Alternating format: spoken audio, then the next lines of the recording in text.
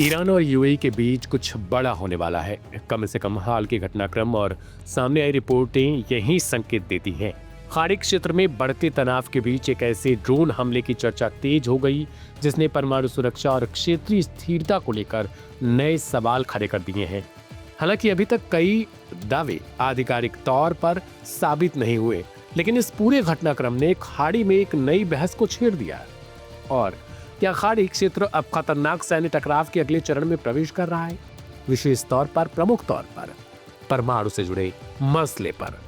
Reports के मुताबिक UAE के बाराकाहा परमाणु ऊर्जा संयंत्र से जुड़े इंफ्रास्ट्रक्चर के पास हुए एक ड्रोन हमले को लेकर दावा किया गया है कि यह हमला सीधे रिएक्टर को निशाना बनाने की बजाय एक संदेश देने के उद्देश्य से किया गया था।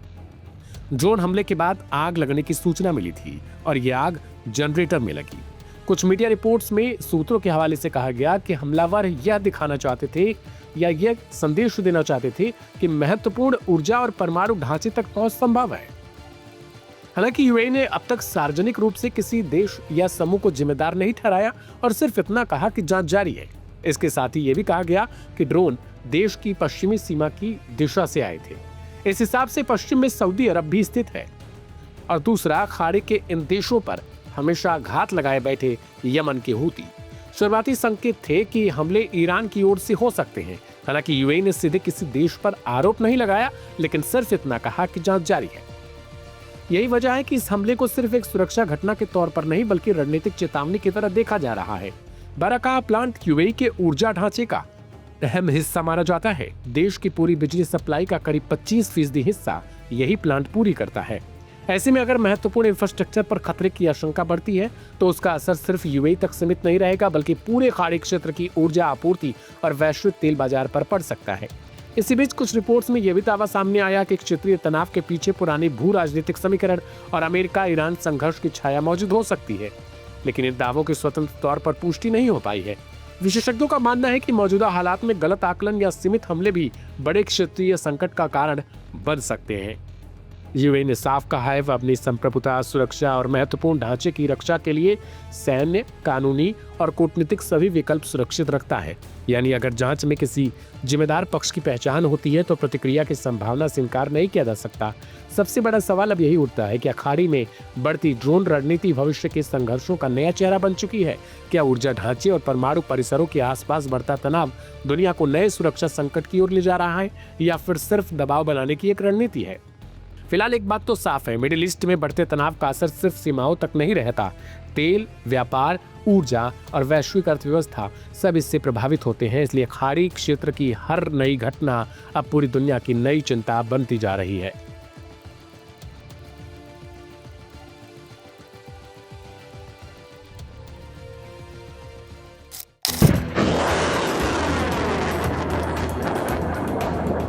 ईरान में कुछ बड़ा होने जा रहा है। जी हां, पहले यूएई के परमाणु ठिकाने पर भीषण ड्रोन हमला और अब ईरान ने बड़ा ऐलान कर दिया है।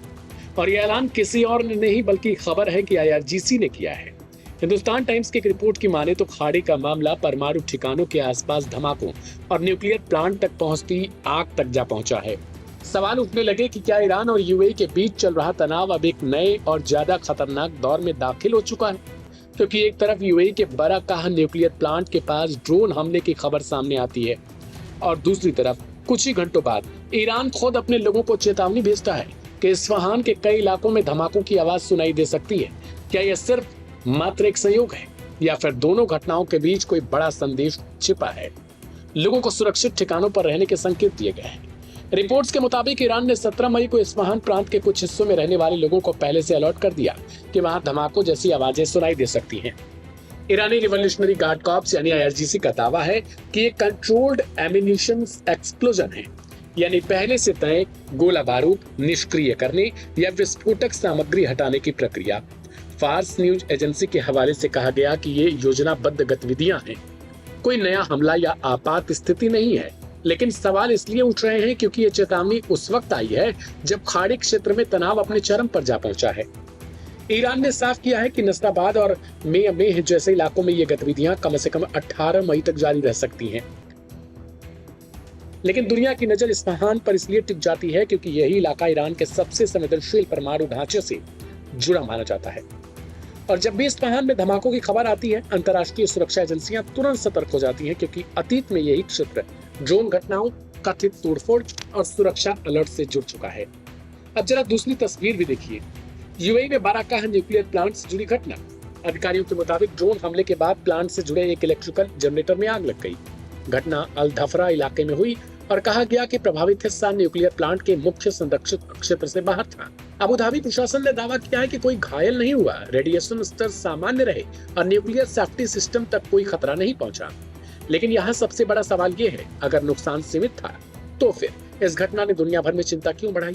वजह साफ है, क्योंकि पहली बार खाड़ी क्षेत्र में न्यूक्लियर इंफ्रास्ट्रक्चर कितने करीब ड्रोन हमले की चर्चा हुई और इसके कुछ ही घंटों बाद ईरान के संवेदनशील इलाकों में धमाकों की चेतावनी सामने आ गई।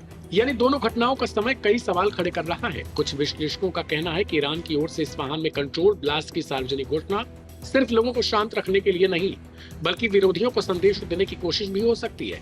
संदेश ये कि ईरान की सैन्य और रणनीतिक क्षमताएं अब भी सक्रिय हैं। हालांकि इस दावे की स्वतंत्र पुष्टि नहीं हो पाई, लेकिन टाइमिंग को लेकर बहस तेज है। मिडिल ईस्ट पहले से ही युद्ध, प्रतिबंधों और समुद्री तनाव से गुजर रहा है। होर्मुज स्ट्रेट पर दबाव है, ऊर्जा बाजार अस्थिर है और अब अगर परमाणु ढांचे के आसपास भी तनाव बढ़ता है तो इसका असर सिर्फ ईरान या यूएई तक सीमित नहीं रहेगा, बल्कि तेल, व्यापार और वैश्विक सुरक्षा पर पड़ सकता है। फिलहाल यूएई कह रहा है कि बाराकाह प्लांट सुरक्षित है।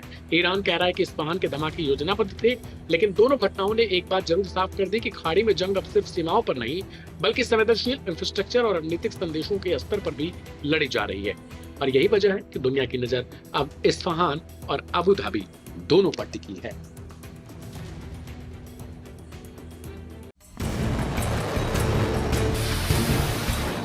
मध्यपूर्व में शांति की उम्मीदों को एक बार फिर से बड़ा झटका लगा है। हाल ही में अमेरिका और ईरान के बीच चल रहे सीज फायर के ठीक बाद इलाके में तनाव अपने चरम पर पहुंच गया है। आज सुबह ईरान ने संयुक्त अरब अमीरात पर एक बड़ा हमला किया, जिसमें कई बैलिस्टिक मिसाइलों, क्रूज मिसाइलों और कामिकाज़े ड्रोन्स का उपयोग किया गया। यह हमला पिछले एक हफ्ते में यूएई पर हुआ दूसरा सबसे बड़ा हमला है, जिसने खाड़ी क्षेत्र में सुरक्षा व्यवस्था को हिलाकर रख दिया है। ताज़ा रिपोर्ट्स के मुताबिक ईरान ने आज तड़के यूएई के रणनीतिक ठिकानों को निशाना बनाकर मिसाइलें दागी। यूएई की राजधानी अबू धाबी और महत्वपूर्ण तेल व्यापार केंद्र जैसे फुजैरा के आसपास धमाकों की आवाजें सुनी गई। हालांकि यूएई का एयर डिफेंस सिस्टम पूरी तरह से सक्रिय रहा। दुनिया के सबसे आधुनिक रक्षा तंत्रों में शुमार थाड और पैट्रियट मिसाइल डिफेंस सिस्टम ने ईरानी हमलों को हवा में ही इंटरसेप्ट कर नष्ट कर दिया। इससे पहले भी दावा किया गया था कि ईरान ने यूएई पर 15 बैलिस्टिक मिसाइलों और 4 ड्रोन से हमला किया। हालांकि बाद में ईरान ने इससे साफ इनकार किया। अब हालिया हमला उस घटना के बाद हुआ है जब कल रात अमेरिकी नौसेना और ईरानी सेना के बीच होर्मुज जलडमरू मध्य में सीधी झड़प हुई थी।